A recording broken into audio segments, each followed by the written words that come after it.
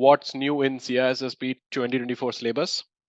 We have a lot of videos which talk about CISSP, what's new in CISSP. I do understand this is also a similar kind of video, but the thin line difference between the 2021 and 2024. So Prashant, what I have observed is that if you can see in the syllabus part and all that, domain one in 2021 was 15%, and Yeah. in the new version of 2024, okay, they revised the version to 16%.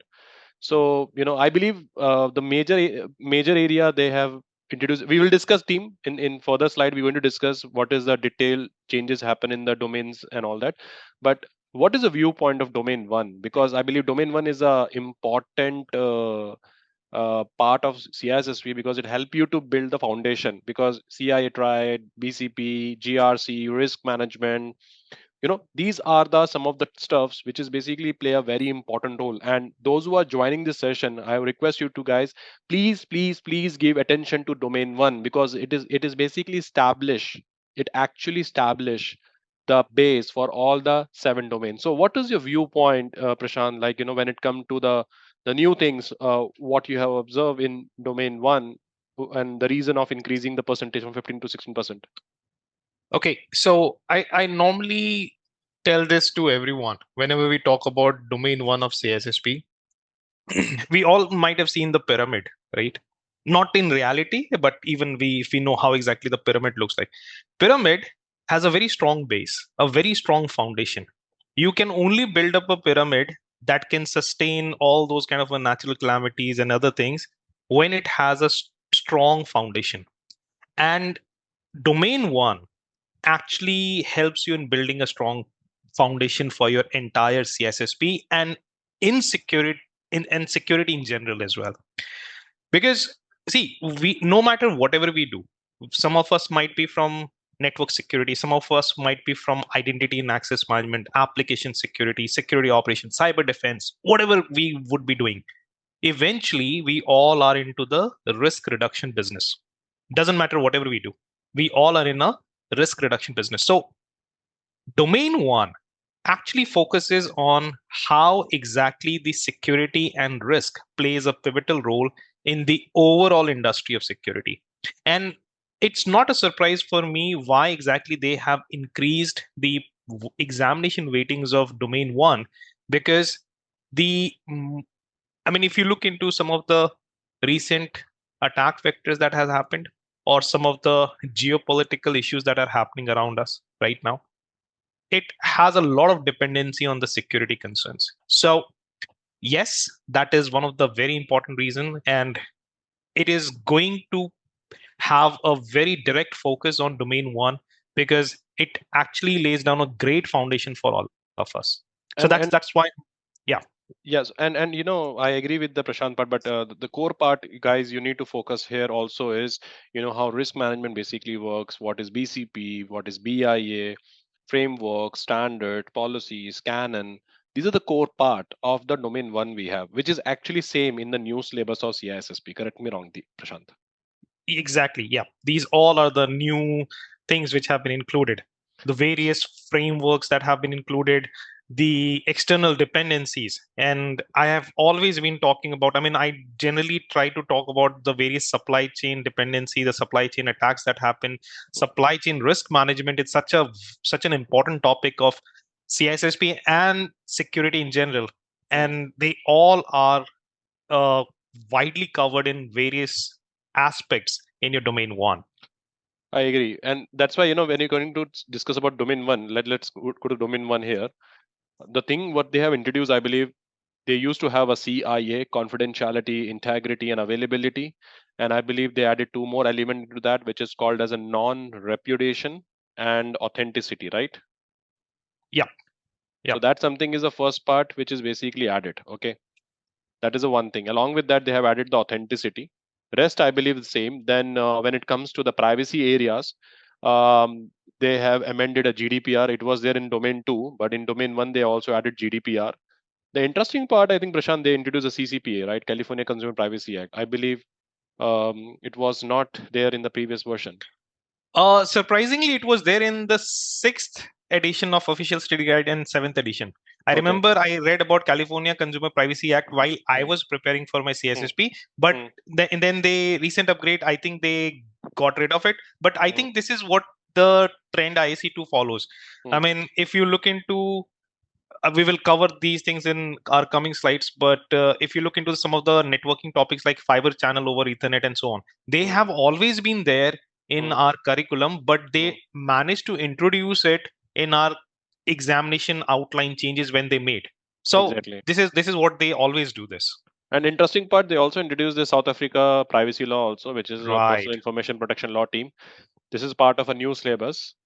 And I truly believe, why the CCPA, I believe it is very important now because when you're talking about CCPA part and all that, okay, it is a kind of a regulation which talk about all kind of a privacy practices. Sorry, it applicable for all kind of industry who operating the things in California. Correct me if I'm wrong.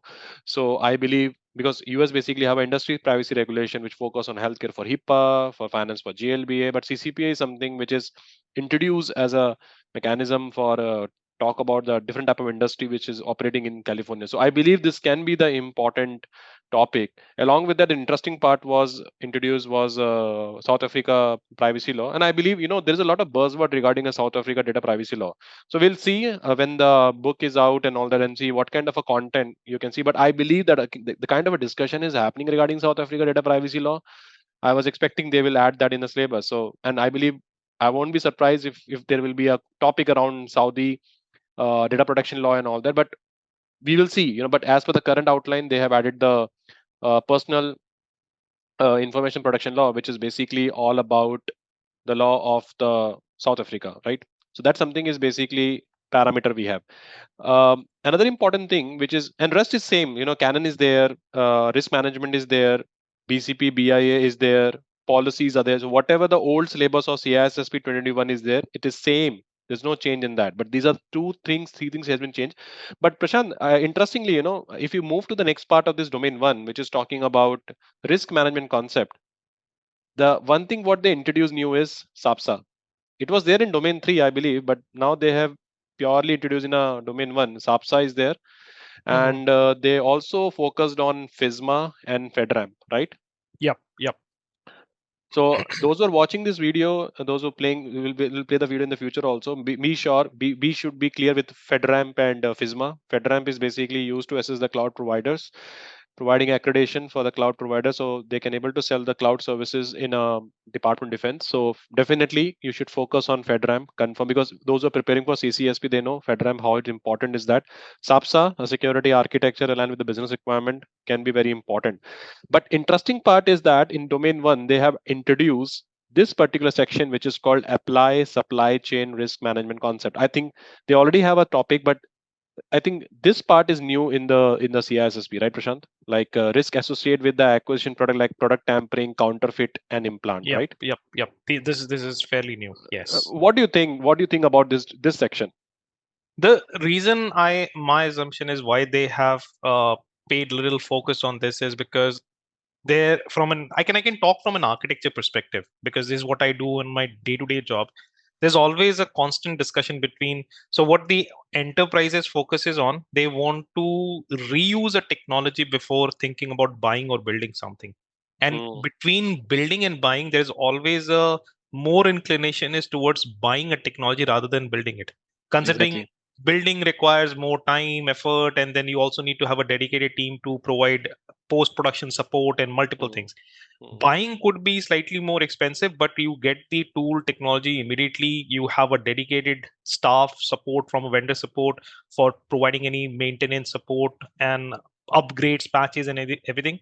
Now, before we procure any product technology application solution, it is very important that we do our part of due diligence, true. because what happens, because there it's not only the supplier that is involved, supplier also procures certain parts elements from their own sub suppliers, Hmm, right? So if one of the components that is being used in a overall system or technology, if that has been tampered or there has been some kind of a counterfeit or any of the malicious implantation have been made Hmm. that bypass certain checks and measures, and finally it lands up in an organization environment, right? True. This is a classic case of supply chain attack. So it's very important that we do our part of due diligence before assessing. And so all the elements that you're looking at, silicon root of trust. So don't get carried away or afraid from these kind of terms and technologies. Hmm. These are something which are always be, it was always there in our CISSP in terms of firmware, right? Hmm. The TPMs that we do. So it's something we always want to make sure that whenever we have certain technologies or the components which are offered by the vendors, it's Hmm. very important that we not only evaluate the security posture for that vendor, but we also have a responsibility towards the supplier that they should perform the similar kind of an activity with their sub suppliers. It's a kind of a complete supply chain risk management that we have to address there. And recently, I don't know, you guys have heard about the news called the the Palo Alto network Cortex XDR. So it basically allows the security researcher to turn into the malicious offensive tool. You Right. know, so as a vendor, when we as a customer, when we basically procure any solutions, let's say example, we have a this is my company and I'm basically procuring any solution from any vendor and all that. We have a concern is the solution what they're offering, is it the same state in which they have developed? Okay, the solution what we have finalized and the solution they have provided us, it might be have a malware which is called as a product tampering. Okay, it is not the original product which is called, it might be counterfeit. Okay, or they have implanted some kind of a malware. I'm sure you heard a lot of news about that area. So that is why I think now they have very specific in this syllabus that okay, they should talk about product tampering, counterfeit, and implant, right? They talk about like a firmware kind of a thing, right, Prashant? But now they are very specific this time that okay, Yep. yes, we have a Yep. product tampering which is really supply chain, counterfeit, and implant. And the interesting part is they also introduce the risk mitigation for this, like silicon root of trust, which is called SROT, which can be implemented with the help of TPM, then Right. physically unclonable function, then software bill material. Interestingly, software bill material was a discussion in the previous syllabus in the domain 8, right? Right. Right. Like when we analyzing open source softwares and all that. So what Yeah. is the viewpoint on the silicon root of trust and physically unclonable functions and software bill of material? So this is something little trivial here because Hmm. if people have read the CBK 6th edition, Hmm. in CBK 6th edition of CISSP, they did mention about the software composition analysis. Yeah. This is a topic that we generally use to address any kind of a risk associated to the open source components, libraries, Hmm. binaries, code, software, Hmm. whatever it is we are going to use in our environment. Hmm. And this entire discussion actually started happening after Log4j, since in the Yes, beginning of agree. 2021, right? Agree. What actually, sorry, in the towards the end of the 2021. So what happened? Organizations have now wide awakened that, because see, we can't go ahead and start asking people not to use the open source elements. Hmm. People want to deliver their components, software as quickly as possible. Hmm. They do not want to get dependent upon a specific vendor to provide certain solution. Using us open source has its own benefit. It comes with its own perks, like perks and parcel of responsibility, liabilities on it, but it has a significant benefits in reducing the timeline of delivery. Now when you're reviewing any kind of any of the open source code, software, or libraries, the SBOM or software bill of material is a complete package or a suite that is offered to us that might be included from, like, it's sort of a multiple different elements have included at one place. Now it is very important that you utilize the components, things like your software composition analysis, that is going to evaluate any kind of a security concerns on those. This is not going to, just to give you an awareness around it, this is not going to highlight anything which is 0 day, which means which Hmm. have not been identified so far, Hmm. but it Hmm. is certainly going to help you in identifying any known vulnerabilities. So SBOM is very very important in nowadays, especially when you are leveraging a lot towards open source product. And one more important thing, team, those who are basically aware, going through this new version of syllabus, those who are not aware about the silicon root of trust. So actually, it is a dedicated hardware module, I believe, right, Prashant? It's like a TPM, Yep. which is Yep. embedded in your device processor. Okay, Yep. so you need to understand what is the primary purpose of silicon root of trust and what is the primary objective of physically unclonable function. Okay, so if you take example of you looking to protect the organization, you want to provide the assurance of integrity state of a system when you're connecting system with the NAC and all that, you need to ensure the integrity state. Okay, so for that, the silicon root of trust was introduced. Okay, so it basically provide the foundation for a system security by storing the cryptographic key securely at the hardware level. And by implementing this tamper resistant or tamper evident hardware, it is basically discourage the physical attacks. Like, that is what we have. And second is that there is a possibility, you are creating a duplicacy of the products and all that. You want to prevent that. So for that, we have a physically unclonable function. You can say like that physically unclonable function also using the silicon root of trust by which it providing authenticity. So let's say example, we have a product one and product two. Okay, how it is possible two product with the same characteristics? How it's possible that two products with the same serial numbers. So what happen is in the POF, they basically create a fingerprints for each device. And whenever they try to connect and all that, they verify these fingerprints. If it match, then only it give access. So when you're talking about this physically unclonable functions and all that, it ensures okay the right authorized device is basically part of a network. So on one side, silicon root of trust basically talk about the integrated state of system, and on the other side, physically unclonable function basically talk about the authenticity of the system. Okay, talk about the genuinity of the system by having a unique signatures. Along with that, software bill material, as Prashant said, it is basically today if you want to track all the softwares and all that their latest versions and all that, we basically have a tools for that synac and all that. So that is basically we have a software bill of material. Ultimately, these are the concepts are basically used to manage the supply chain. Okay, so they are the foundation which is basically talk about things are implemented correctly. Okay, so that something is part of a requirement. uh, Over to that, we have a domain 2. Prashant, do you want to say anything on the domain 1 apart from that? Uh, there was one more thing that was included. I believe it was around external dependency that External we dependency, have, yeah. yeah, Yeah. within BCP. So that's nothing. It just covers certain aspects where how exactly your business could be impacted. Let's say I'm quickly going to take an example for something that the world is witnessing, like Russia-Ukraine war. Take for an Mm, example. mm, Now, let's say one of the suppliers decided to lift their business from Russia. mm, Now, if I am based out of Russia and I was relying on that particular supplier, now that is a disaster for me. How mm, do I go ahead and continue my business operation? mm, That is a geopolitical issue, right? mm, So, and there would be many other things like vendor lock-in. These things we generally discuss around the CCSP certification, but it is pretty much a concern around anywhere. If the mm. vendor goes out of the business, how do we ensure that we continue to operate? So that is how this is again pretty much covers around. This is not nothing different than other external dependencies that we generally have. It is going to cover other aspects as well. And believe that when it comes to the external dependencies, mostly you can see in the product industries and all that. And post COVID, there's a lot of happen in the disruption of supply chain, which impact the business also. So that is also there, which is Yeah, basically also creating external dependency. So true. coming back to domain 2, I think there's no change happen in the domain 2, I believe, Yes, and they have kept the same content which is there in the old syllabus team. So those who are preparing for the CISSP, they can still use the old CBK, old Cybex for the domain 2. true. So do you wish to share any viewpoint on domain 2 now further, or we can proceed?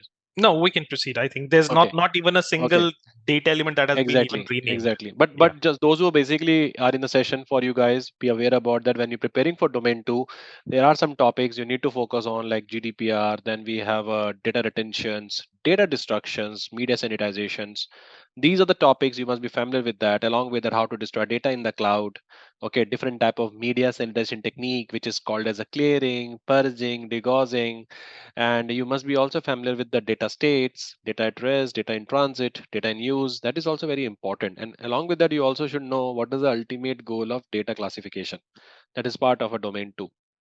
Now, coming back to domain 3, it's big. Okay. And thankfully, they have maintained the same percentage, which is called 13% in the domain 3, which is called security architecture engineering, and they also keep the same in the new syllabus.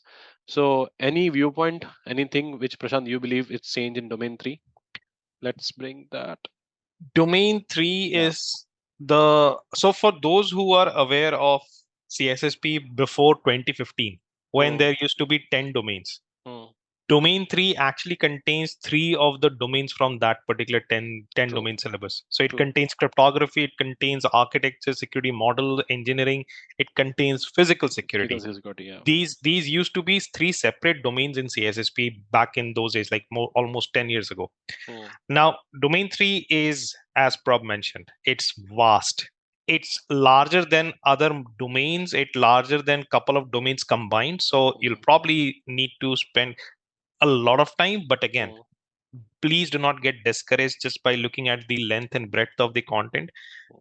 Take it slow. Eventually, you will get used to it. The glad, they have not changed the content in domain 3. They kept the same content. Okay, but my suggestion is those who are preparing for the domain 3 onwards, don't discourage. Cybex books is decent enough, which cover the major pointer. Cybex ninth edition, the old book, which is part of 2021 syllabus, it's still valid for the domain 3. You just need to focus on core areas like security model, then certification standard, which is called common criteria. You must be familiar with common criteria. Along with that, zero trust architecture. You need to know that because that is the need of the enterprise. See, you need to understand one thing about the CISSP syllabus. Why they change? Because they need to adapt to the current technology requirement. So that the candidate can be better prepared for the things. Okay.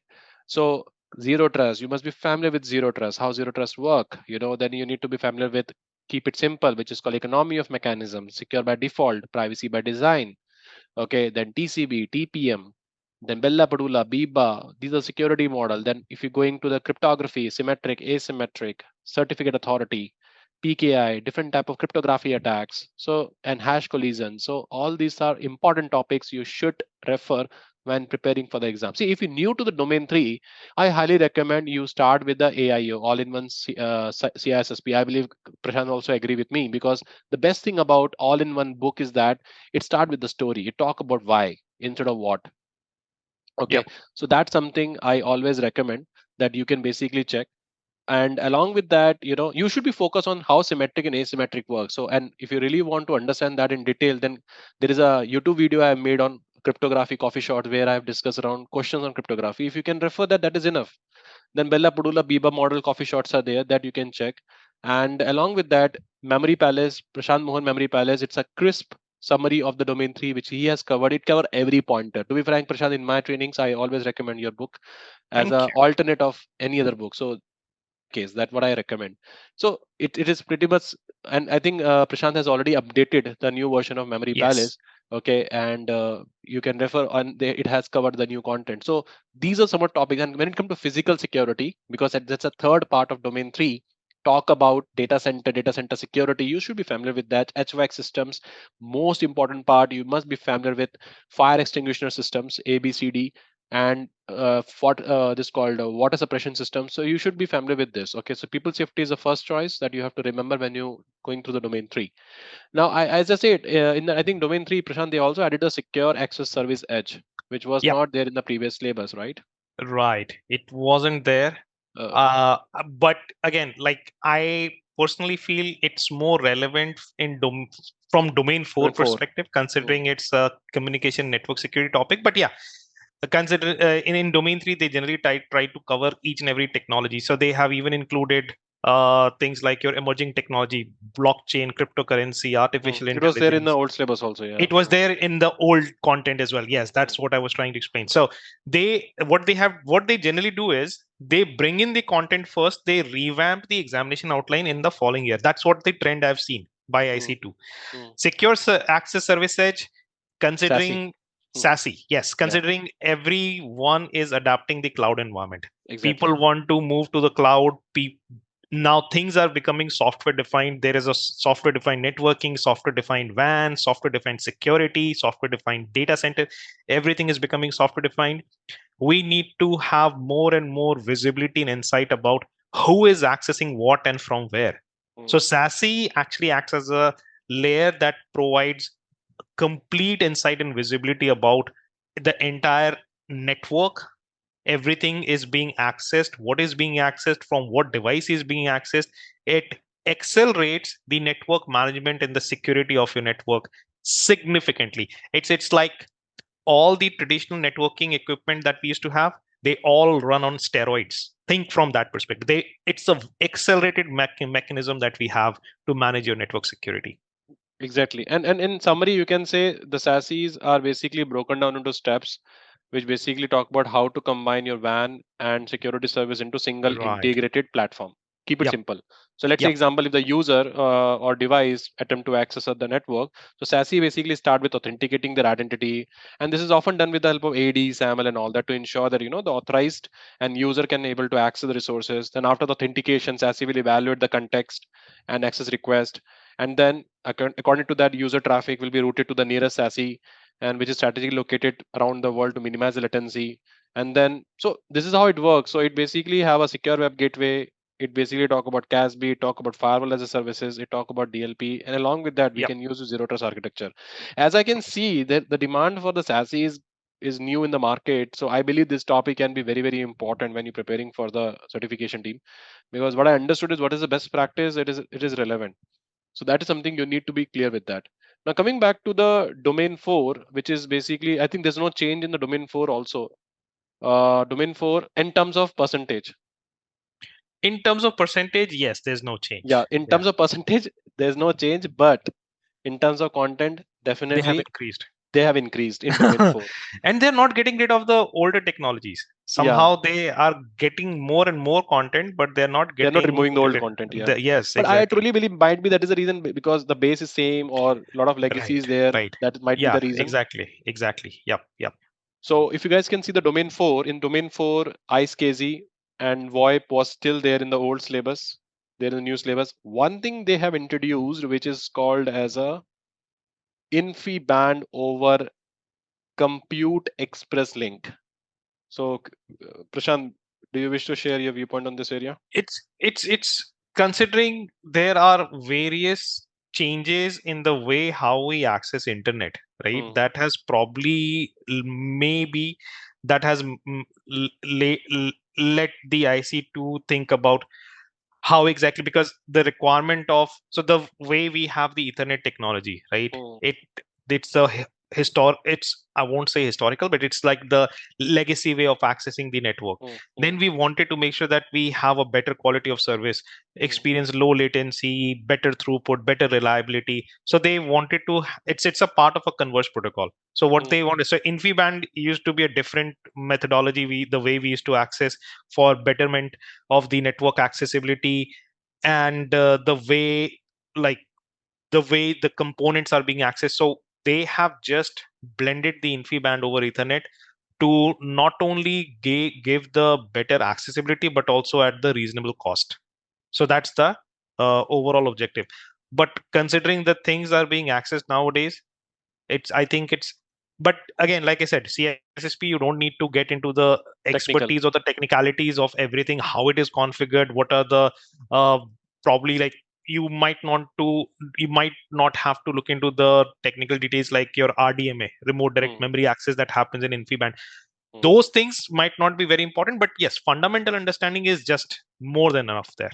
Yeah, so with continuation of what Prashant said, I always recommend whenever you go for domain 4 and whenever you go for domain 3, do not conclude on what they are.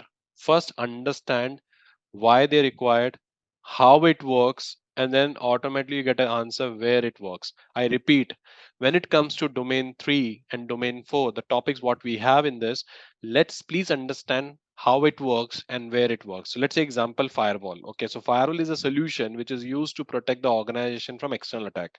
Okay, you know this. So if you get a question in the exam, let's say a hypothetical scenario, what is the ideal placement of the firewall? Until unless you don't know how it works, okay, it is difficult for you to answer where it works. So when it comes to domain 3 and domain 4, please try to understand how it works. So as Prashant said, when you're talking about your this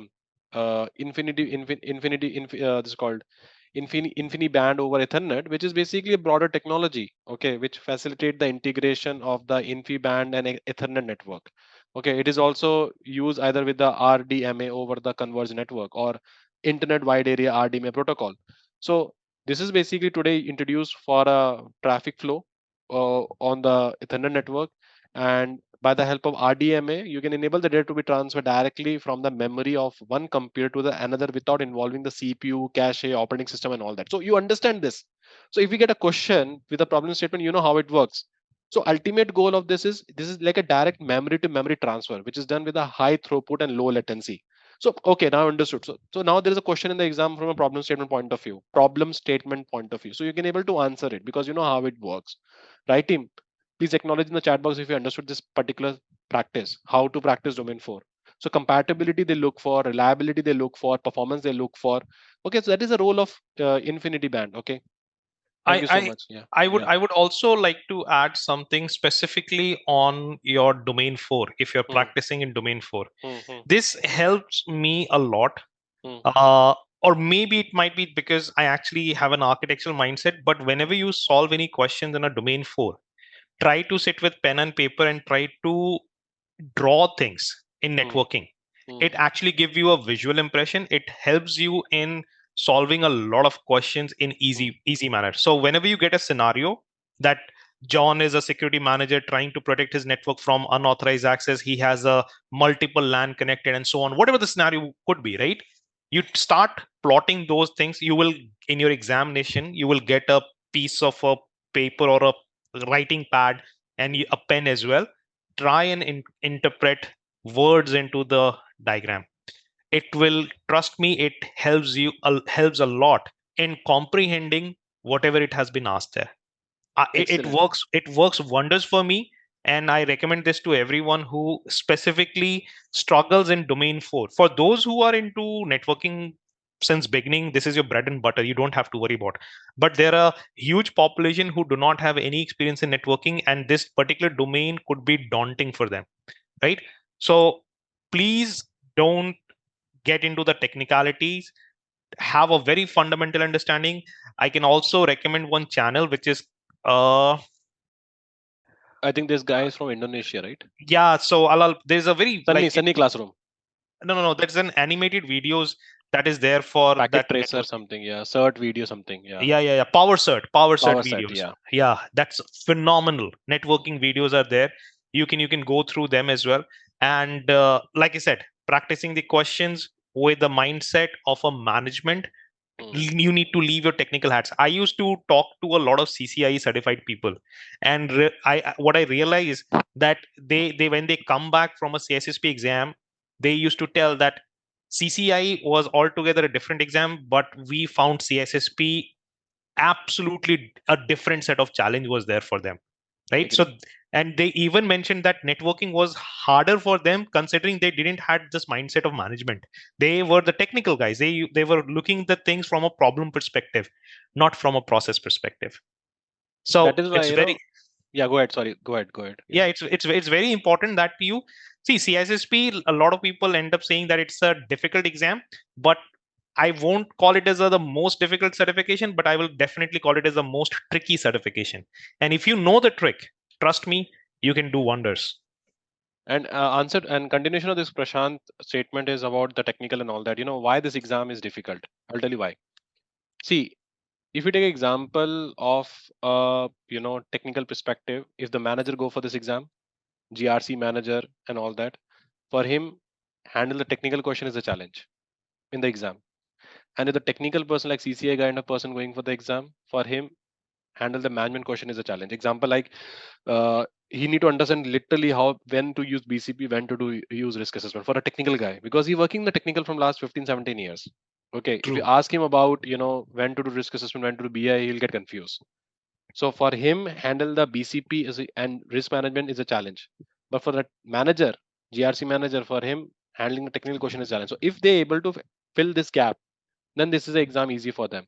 So and if you see True. the case, why the InfiniBand over Ethernet can be important because today if you take example of HPC environment, okay, where we have a large data sets, okay, they use this the RDMA only.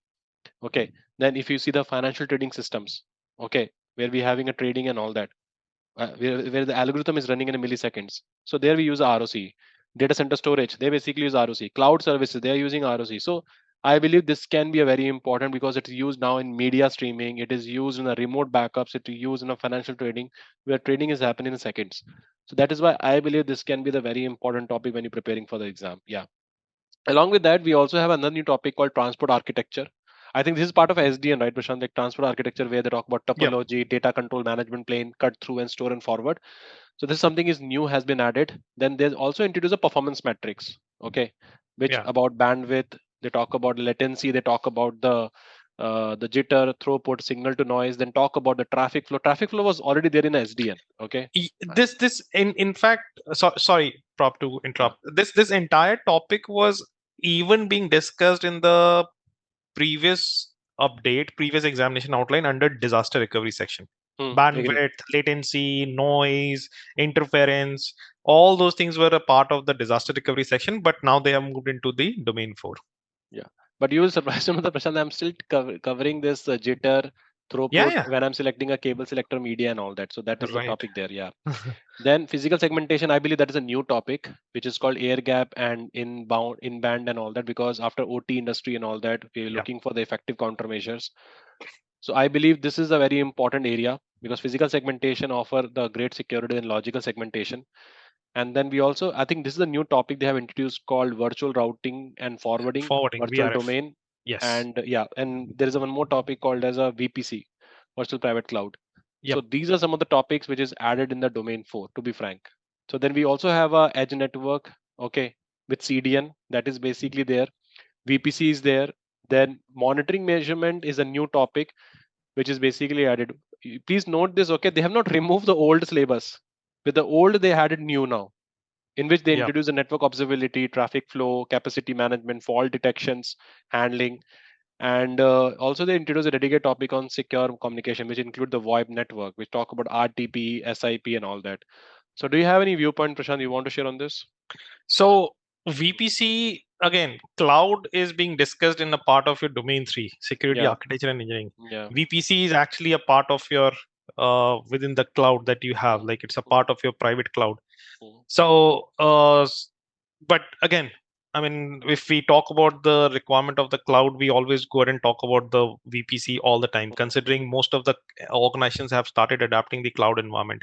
mm, Now, if for those who have worked in AWS or Azure, you probably know this, that all these private cloud that you create within, like you have a workload running in the cloud, it's nothing but it's running within a VPC. How mm, exactly you completely architect your domain, your network, is that the traffic entering through your whatever the end firewall, internet firewall, your Palo Alto firewall, whatever it is, right? It ends up routing through your VPC. So all those kind of a requirement is a need of an hour. Then we have software defined networking. SDN is was always there since as long as I can remember. SDN is something which is again very important. SDN, SD-WAN, the network function virtualizations, everything. It is a core part of your software defined, because organizations want to get rid of the dependency they have on the hardware. Because I mean, I remember when I started my career and started looking into the networking related the work there. People used to travel to different places to make any kind of changes within the router. They need to be physically present there. But nowadays, that kind of a dependency need to be eliminated. So that's the reason. So see, this entire trend of updating the examination outline is to make sure that people who are taking up the examination, they don't end up cursing ISC to that what sort of questions you are asking. mm, You, it's not even relevant with the current technology. There are still certain things which probably I might not agree completely, but then we have to realize this examination is also a mandate for US government, right? Like yeah, if you ever apply for National Security Agency, or maybe if you want to apply for a role in Department of Defense, CISSP is a mandate certification there. yeah, So there are certain requirements that is mandatory for the US government that they need to teach. And the examination that rolls out, right? It's a common examination that you are taking, and the guys who are applying for the NSA and DoD, they are taking the same examination. So it mm. is very important that we cover wide range of industries and sectors. And when it comes to the network part and all that, team, it's very very important for you to understand how it define, how it created and all that, especially like when it comes to the network function virtualization, because if you're doing CCSP, this topic is already there, okay, which is basically used with CD and all that. And when you're preparing for domain 4, you should be clear with the protocols like IPsec. You should be clear with the authentication protocols, okay, then firewalls and CDN. And especially you should be also clear with the attacks part. Example like attacks can be your DDoS, DOS attacks and all that. Is it clear? So that something is there. And there's a question which is asked in the chat also, when we can expect official book. I believe, Prashant, I think the old book's still enough. Yeah, yeah. 90% syllabus is already covered by the No, old not syllabus. even 90, it's Yeah. more than Yeah. Well, 98, just for 99%. assuring. It's like, yeah, yeah, it's even if you go ahead with the current book and current preparation, you can still go ahead and crack the exam. The Yeah. change is like just barely Minor. little over 1%, very, very minor. Mhm. You can go ahead and look the exam. So name of the book is Cybex ninth edition. Okay. Yeah, And 10th edition is they're releasing on 2024. Yeah. Okay, so coming back here in domain 4 we have a domain 5 which is called IAM. I think they have kept the same number, but I think one of two things they have introduced very in few, domain 4. Yeah. very few topics they have added. So I remember in domain 5 we used to have those uh, groups, permissions, Hmm, privileges, permissions, and your rights. They have hmm, just added groups and roles to it. It's important, right? yeah. Then we have the service accounts. Service Hmm, account management is an important thing because we wanted a lot of things functions in the form of APIs. Cloud hmm, is completely based on APIs. Everything in cloud is nothing but HTTPS, REST APIs, and everything. How do you go ahead and get your APIs called out? You need to have some form of service account, right? How exactly the service account management requires. Then it leads to another important factor which Prabh has mentioned as the credential management system. So like your password vault, you might have yeah. Very, very probably important. you've been using it in your organization like CyberArk, HashiCorp. They all are nothing but the password vault. So there is always a discussion that goes on. How Uh, where exactly do we let people have the administrative account? Should we give in to the individual accounts or should we have a generic account? hmm, Now again, there is both have the pros and cons, but the eventually the best solution is to have a password vault. That's gonna not only help you in managing your sensitive credentials, but also it will allow you to have a complete authorization route and audit trail of who has accessed these privileged passwords, who has made changes in your applications. And remember, we like Luke and myself, we are also a part of a podcast series which is Triumvirate Talk. yeah. And there and I remember one of the episodes we spoke about MGM breach that happened. And if you look into that breach and several other breaches that has happened in around that time, it was all related to someone's authentication method got compromised, Agree. right? So it's very important that you need to have some form of credential management software that allows you to elevate your security capabilities that can prevent any such breaches in future. Agree. And if you guys are preparing for the domain 5, there's a new concept which is called passwordless authentication is also there. And along with that, they also are talking about authenticator app. I'm sure you heard about Windows Hello, which is for personal device, use a pin or biometric. So that something is basically part of a new syllabus. Rest is something all same. But if you're preparing for the domain 5, you should focus on some of the key areas like SAML, OAuth, OpenID, different type of access control like DAC, NDAC, MAC, RBAC. And there's a coffee shot I also made on that. And you can see the same thing in the Memory Palace book. So that is something is part of. You can say like that if you're preparing for CISSP, okay, please give proper attention to domain 5 because domain 5 is act like an interface of all the domains. Okay, you need to have very good understanding of domain 5 with cloud, IDaaS, identity as a services, the challenges of IDaaS, how the SAML work, what is the challenge of SAML, what is the challenge of OAuth. You really need to understand how OAuth works, what is resource server, what is user. You really need to understand how OpenID works. Okay, so you can able to understand the risk issues with that. See, you need to understand one thing when it comes to technical topics. Okay, if you're talking about the technical topics, you need to first understand how it works, then only you can able to understand where is the risk. Understood? That's the most important part we have that we need to understand. Now, I believe there's no changes was introduced in a domain 6. I believe so.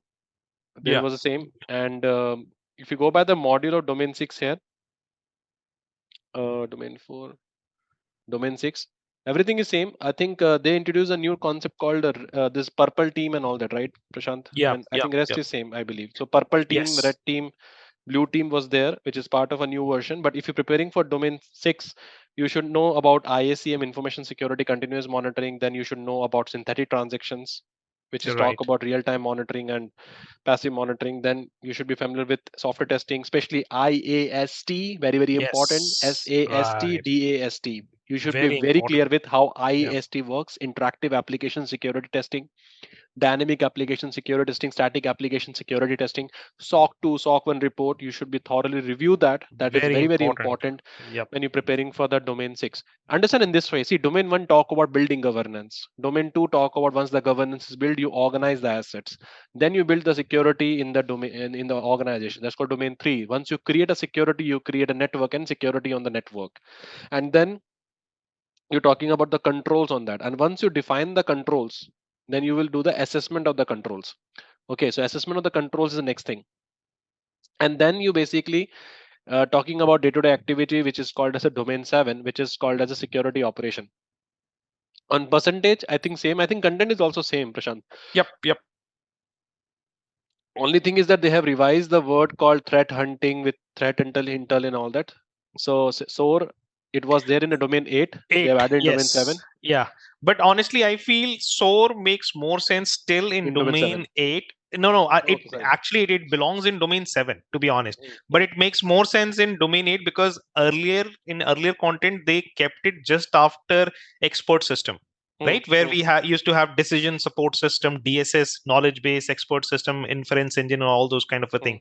mm. So, in line with that topic, SOAR was very easy to understand. But I agree with their recent change. SOAR actually is a security operation tool. It's a SOC tool. It's a cyber defense tool.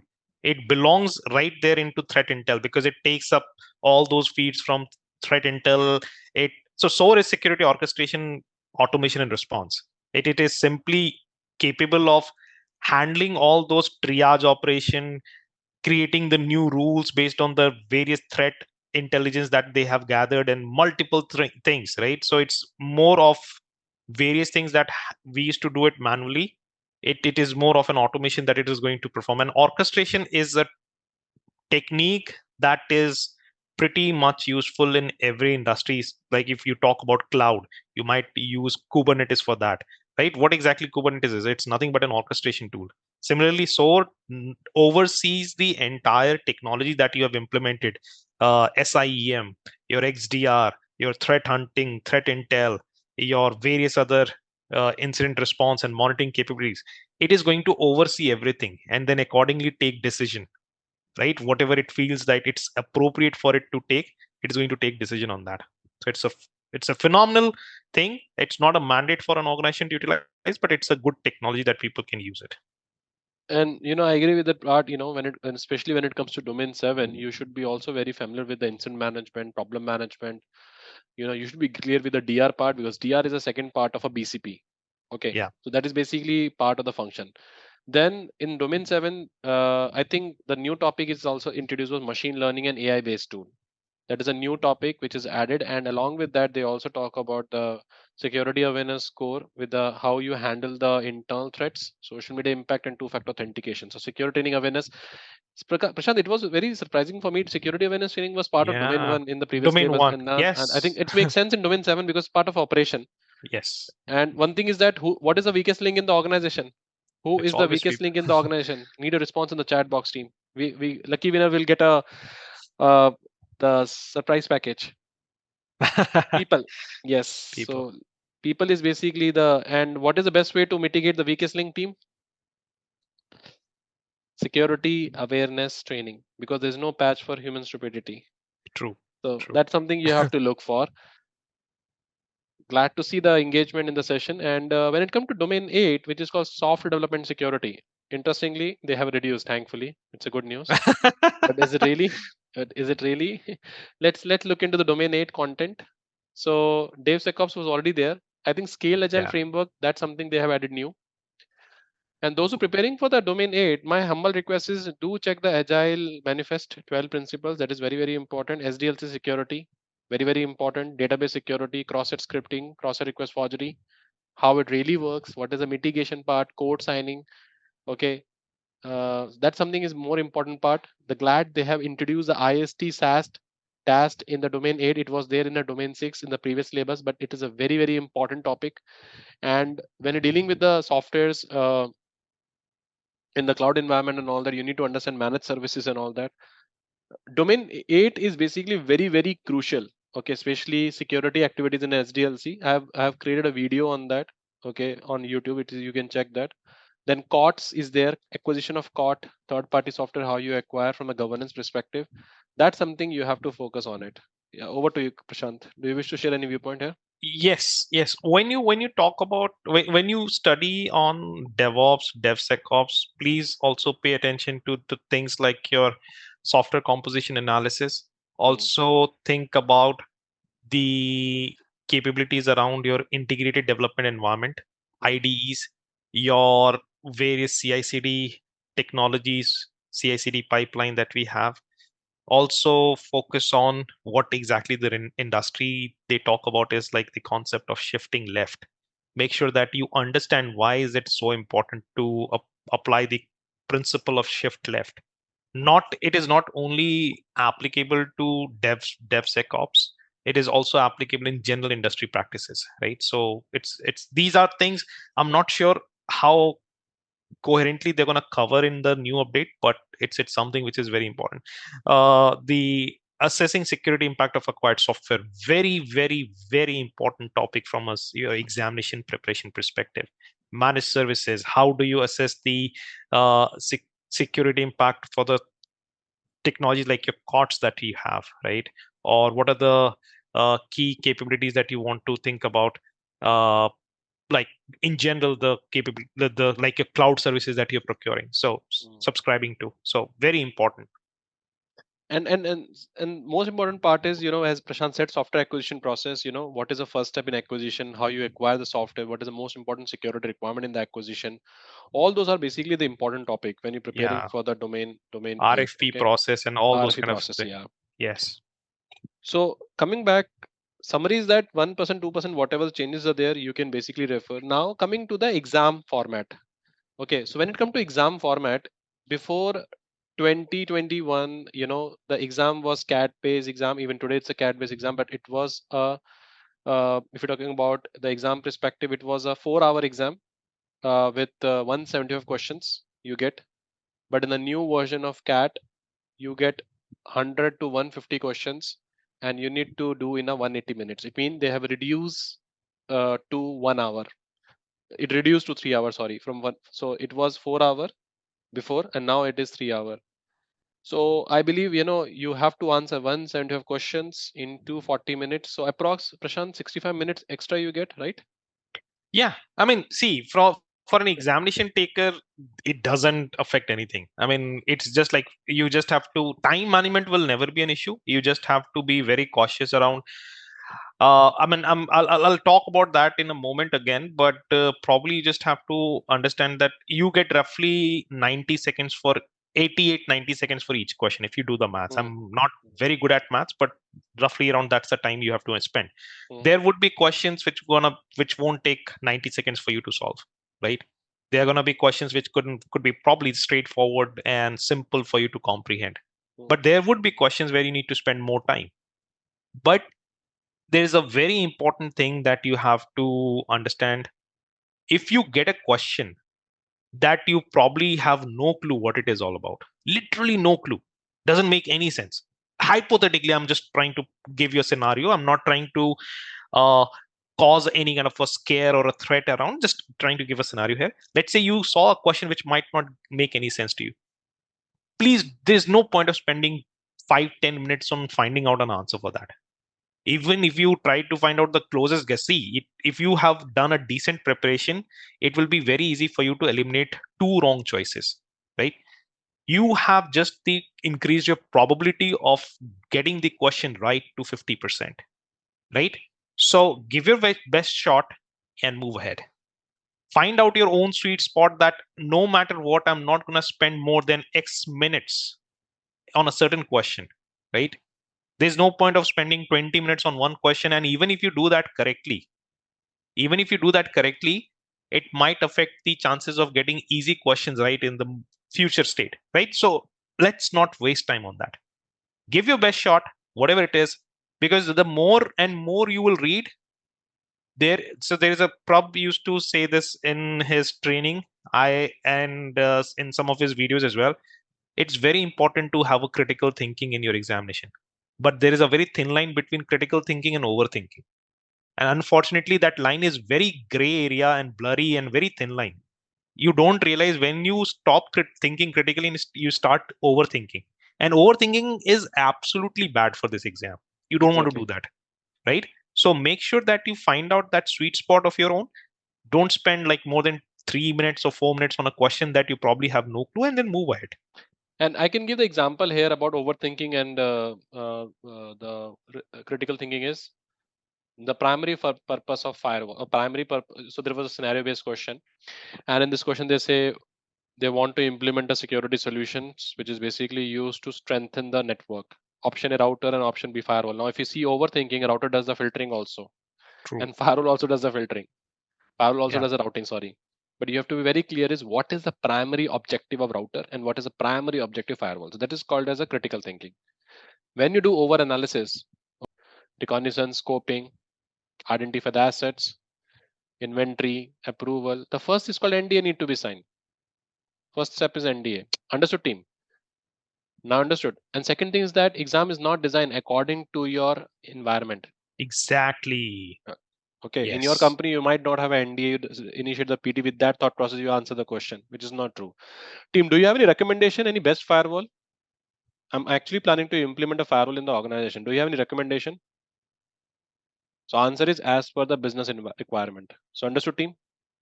So this is what everyone talking about True. vendor specific firewall. So as a manager, the best firewall is the one which meet the business requirement, right?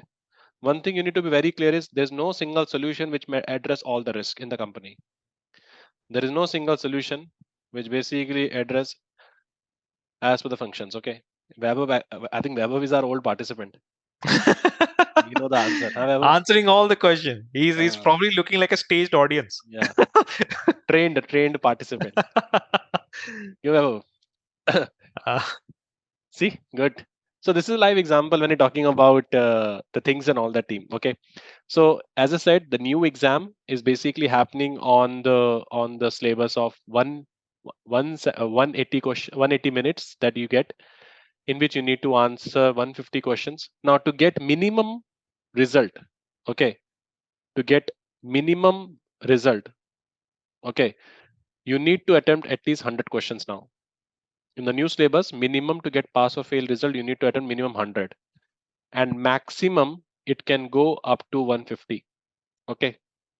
So CISSP is a cat based exam. So if you take example, this is basically a graph, suppose, and this is called as a confidence interval rate. So your first question is always start with the well below the passing parameter question and all that. If you're able to answer the question right, the next question is difficult than your previous question. So this is how computer estimate your ability. Okay. More you answer the questions, your graph, your parameter will be above the CIR. If you maintain this till 100 question, the exam is out and you pass this exam. If your graph is like that, the computer is not clear, they will throw more question till 150. One thing you also need to understand, in your first 100 questions, you get research based questions. Out of 100 questions, 25 questions are research based questions. There's no marking for that. It is difficult for you to identify those.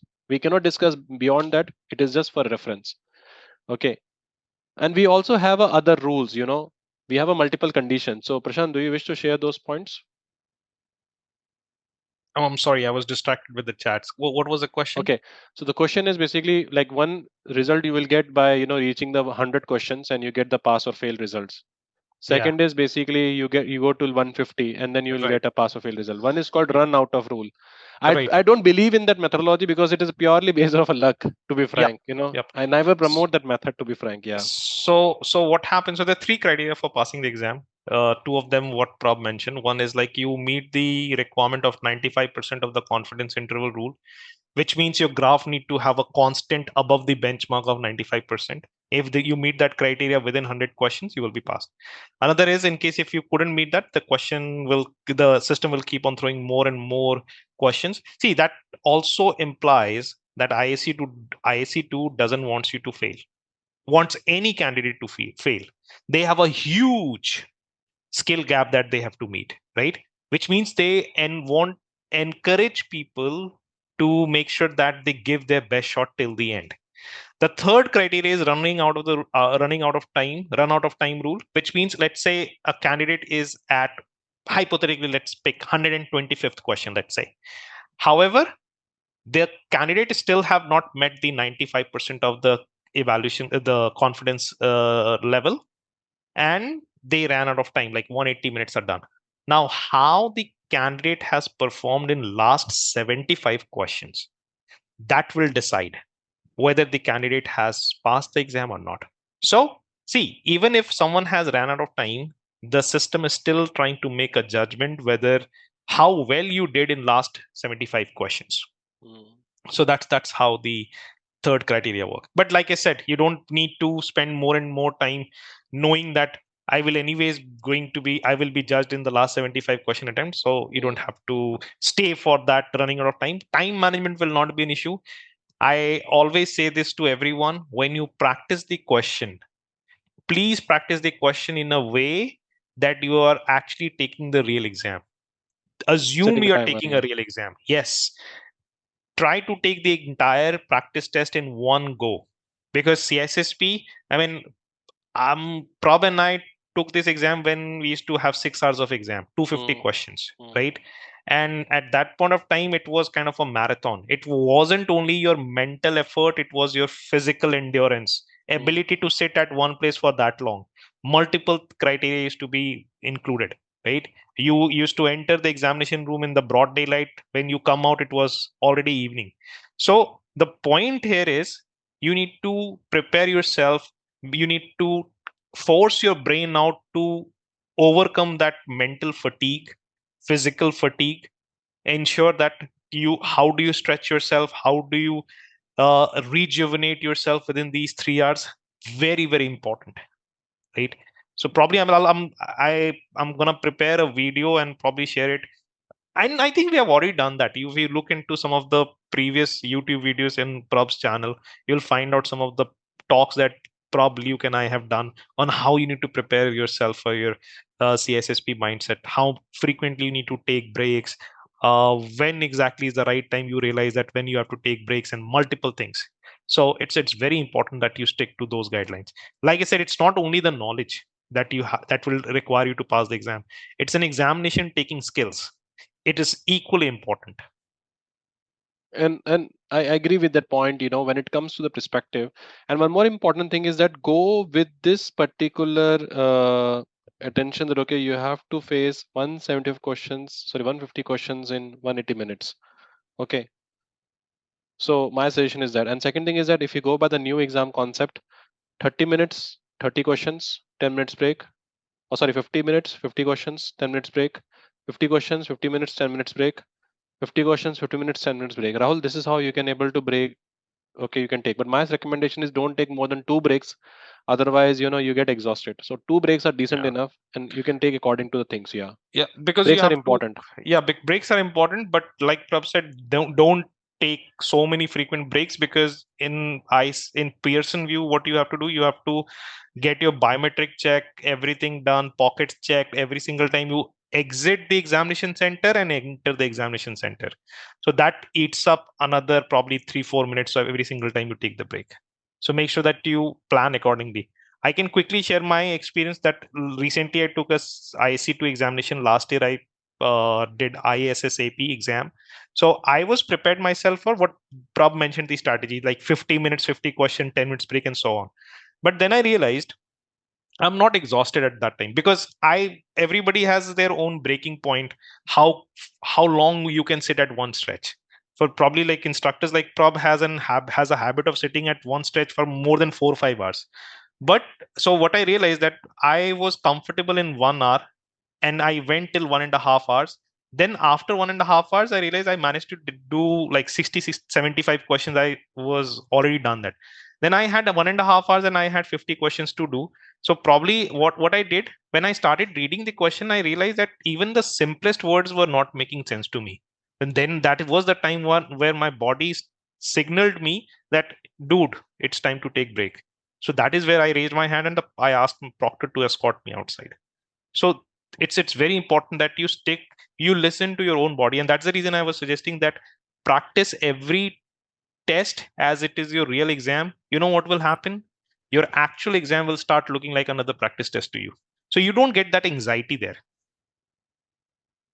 I agree with the point, and breaks are important, but timer will be continue. So Yeah, that's something you have to timer doesn't understand. stops. Yeah. And I recommend, you will surprise you, the Prashant. A lot of people are not aware about the peace of mind offer. Guys, are you aware about the peace of mind offer team? Those who join the session. In peace of mind, what happen is if you fail first attempt, the second attempt is free. So you can go to Google and type IC2 peace of mind. Especially those who are giving the exam in India and all that, for them it's a benefit because you're paying $125 GST, $125 GST. Instead of paying extra $75, you will get a in $199 or $195 you will get extra peace of mind insurance. In which if the first attempt is failed, the second attempt is basically free. So it's really a very good deal. You can try that. Okay. And over to that is we have some golden principles that you need to understand when you're going for the CISSP. You should know these rules. The first is called weakest link, protect through defense in depth. The weakest link is people, so their systems are protect with that defense in depth perspective and all that. Okay, every month they introduce actually Ayush. Okay. Second is introduce security in the design stage because if you introduce security in the later stage, it will be more expensive. Whatever the systems you're planning, people safety will be your first choice. Board and senior management is accountable for security, where everyone is basically responsible for security. Okay, policy basically drive the governance. Policy is a foundation of governance. Any kind of initiative you want to introduce, risk assessment is always a first thing. Risk assessment basically drive all the activity. If you hire anyone, if you fire anyone, you acquire something, you discontinue something, you do risk assessment. I believe you do the risk assessment in a daily practice also. When you're going to buy something, okay, shall I buy this? And if I don't buy that, what is the impact? If I buy this, what is the impact? So risk assessment is a driving factor. Okay, that's most important part we have. Then on the other side, we also talk about the governance matters. Risk must be managed. Can we eliminate the risk? No. We can reduce the risk to an acceptable level. That something is basically uh, part of the session. Along with that, we're talking about CIA, confidentiality, integrity, availability. Okay. Not all information is equal, so we have to classify them. And whenever you basically give the answer, think like a manager. Your role is not to implement a solution, your role is to suggest the thing. So, Prashant, do you wish to share any viewpoint here apart from Yeah, that? so yes, no, these are very, very good points. See, it's something which is, you would need these golden principles while you are actually in your examination room. You stuck with a question, you don't know what to do. Think about, these are actually the examination mindset. Everything starts with CIA, right? Everything revolves around CIA, no matter what you do, right? Everything kicks off with the risk assessment. These are some of the golden principle, golden rule, right? No matter which industry, which sector you work in, human safety is always going to be a paramount concern, right? And one of our dearest friends and colleague has written a book on how to think like a manager, Liu Liu Gameth. Campbell, right? Yeah. Make sure that you go through that book. Trust me, I sort of regretted that why this book wasn't there when I was preparing for my examination, because this book touches on some of the key things that nobody talks about it. This examination is actually a management exam. It's not a technical examination. So Luke has curated an entire mindset of management in his book in the form of 25 questions, which is called as How to Think Like a Manager. Awesome book. And in case if, again, based on your personal financial choice, in case if you realize that buying a book might not be a thing, he has even posted a complete 1 hour video of how to think like a manager that is equally good. You can even refer to that video. So And and with this particular part, I think see we both with all three, me, Luke, and Prashant have a very simple policy. if someone is doing great, we are the person who always promote, their work. So we don't have any shame, we don't have any things to have insecurity and all that. Okay, so I think there is a recently I've seen a lot of videos by Andrew Ramdale, and recently he did a really commendable work with Andrew Ramdale video on how to think like a manager, where he discussed about 50 questions, and I got a great response. So you can check that also along with Luke Kamath, and Luke Kamath also have a YouTube channel in which he have uploaded a lot of videos on that you can basically refer. Yeah, Prashant, go ahead. No, yeah. That's very important. So make sure that whenever you are actually stuck on any of the question and you're not sure what to do, maybe just you recall all these golden principle that you're looking at your screen. And one recommendation, and I know the large part of the population is reluctant in doing that, please make notes. And when I say notes, please try to make handwritten notes, not the digital notes. Not that Hmm. I'm against digital notes. It's just like your brain doesn't work simply the manner it is supposed to work when you type something on your screen, right? Hmm. When you write anything, you actually have a proper like um, hand-eye coordination. Hmm. Probably people who play tennis, badminton, any racket based game, you will realize what's a hand eye coordination, right? So it's very important that when you have that kind of a coordination, when you write something, you start comprehending. So if you have watched that movie, the Limitless, he takes up some kind of a pill that actually accelerates the brain response, and he start recollecting everything, and maybe like you get a superpower. Nothing of that sort will happen, but trust me, it is going to do wonders for you.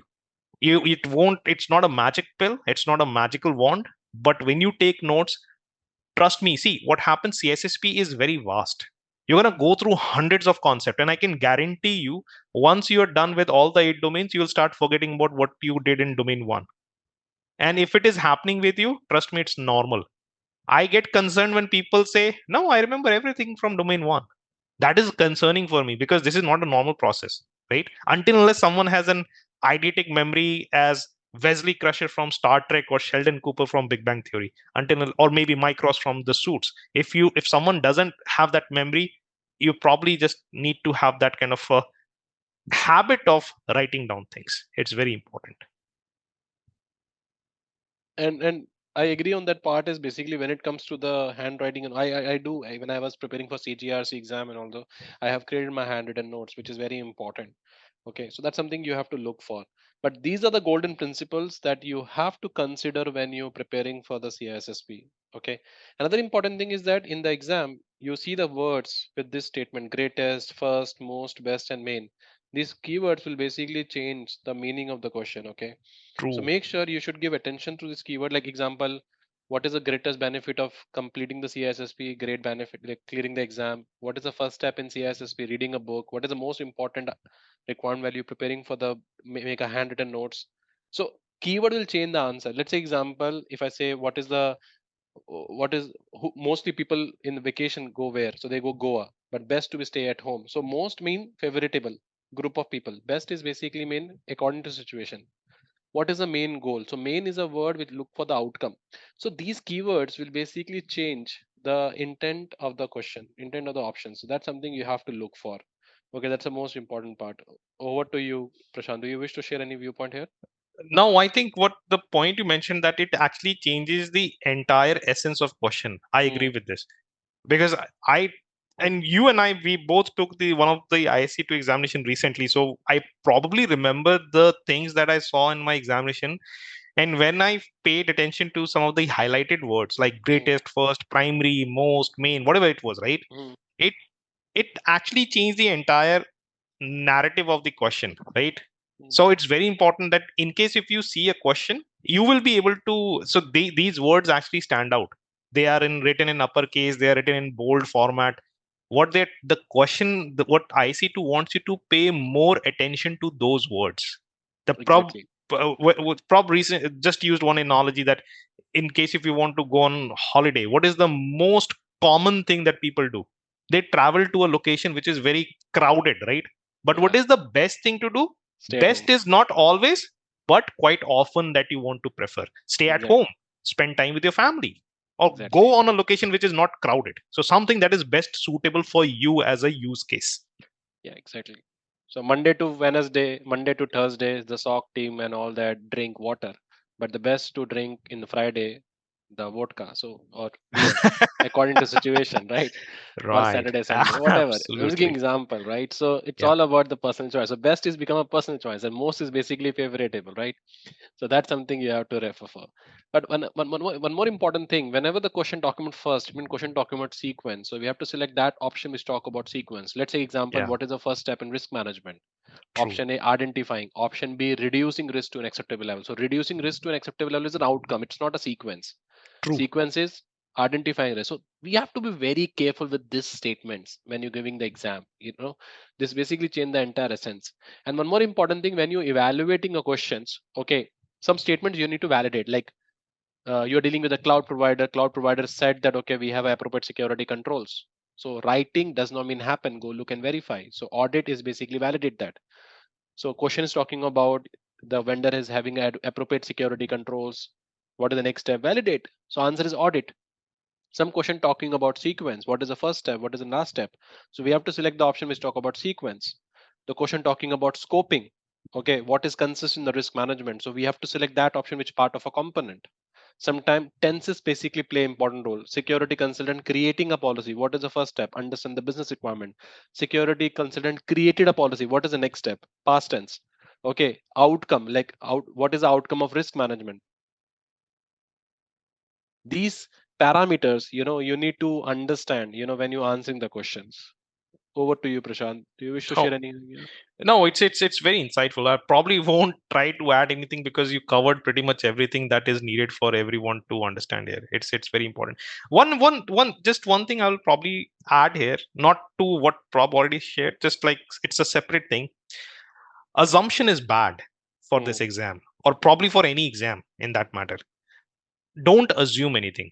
Stick to the context. Whatever it is given in the context, just stick to it. I read it somewhere and it was rightly written that please do not create a problem that has not been even mentioned there. Don't create a problem of your own. Don't create a narrative of your own. Stick to whatever it is written. That's it. A lot of people end up realizing there was a statement that Prab used that it might happen in our respective organization. IC2 don't care about it. Hmm. They don't. Literally, they don't. It is important to bring your experience, but stop mapping everything what we do in our day-to-day job.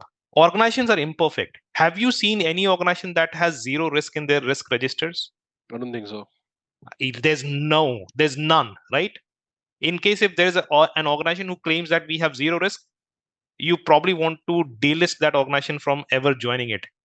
That's the organization you would never want to join. That's always claim that we have zero risk. The point here is that organizations that we work is an imperfect scenario. It's a real world. This is a theoretical world where we intend to create an ideal secure and ideal secure world here. So make sure that it's important to bring in experience, but it's one thing I always say this: whatever we have learned, we need to unlearn that and relearn it. Have that come up with an open mind.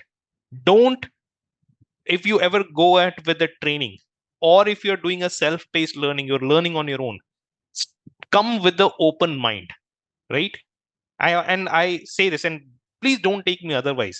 I always say this: people who come with zero technical background, people who are like program manager, project manager, GRC folks, right? They have a better understanding of CISSP as compared to people who have always spent their time in technology or worked closer to the technology. Like myself, I've never worked into the people management role. I've never worked into the management role. I've always worked closely with the technology. I've been an architect in last 7.5 years. I've worked in SOC for 3 years. I've worked into the infrastructure security since day one. I'm into technology. I never worked into any kind of a process oriented work or maybe people management role. So it was difficult for me to change my technical hat to the management hat. So it's very important. And one more important element is basically think like a manager. When we say we really need to mean it. So when you're reading the book also, there is a, in my YouTube, I've uploaded a video on how to read book also. So based on the notes and all that, how you need to read the book, interpretation is basically there, that you can basically check, which can be very important. But yes, the last part in this is when talking about the 2024 language for global reach was there available in English, Chinese, and all that. Slightly adjustment in the domain weightage. Okay, content has been revamped. They have we already discussed about the new content. Cloud computing is the same. Okay, they have enhanced the content, and they talk about the core spotlights, which we have basically covered in the things. Okay, and that how it works. So this is basically all from our side in this particular session.